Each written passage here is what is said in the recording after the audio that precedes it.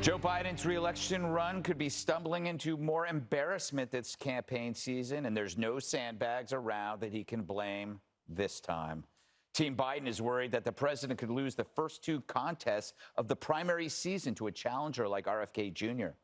It's thanks to the Democrats' strategy of ignoring all states that put their primaries ahead of South Carolina. A win could give RFK Jr. major momentum as Democrats search for an alternative candidate that isn't scared to go on the campaign trail or that can actually function. We've mobilized the world's leading emitters to help poor countries deal with the impacts of climate change. They called it at the G7 the Build Back Biden, Build Back Better, and we realized that got confusing. So now we don't call it that. We have plans to build a railroad from the Pacific all the way across the Indian Ocean. We have plans to build in Angola, one of the largest solar plants in the world. I can go on, but I'm not. I'm going off script. I'm going to get in trouble.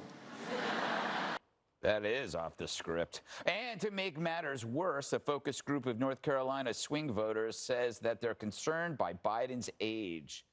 But whatever you do, don't bother Nancy Pelosi about it. Do you think that President Biden's age has finally caught up to him at all?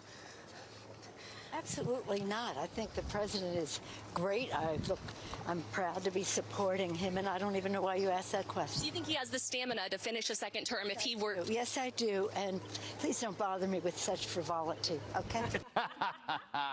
Like ice cream. All right, Biden is hosting a movie night, speaking of frivolity, at the White House for a flick about the dude who claims to have invented Flaming Hot Cheetos.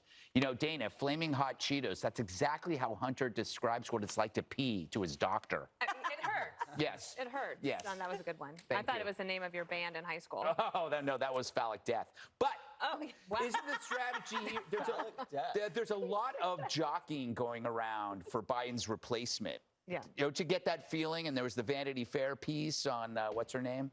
The Gretchen Whitmer. Thank you. Yeah. Written by not just written by a reporter, but written by a very well-respected, credible Democratic strategist who's had a lot of time in the White House, who worked for Obama. So that was interesting. Now, she might truly believe it, or she might be trying to stir the pot, or she just got the assignment and said, let me just tell you what, and call it like I see it.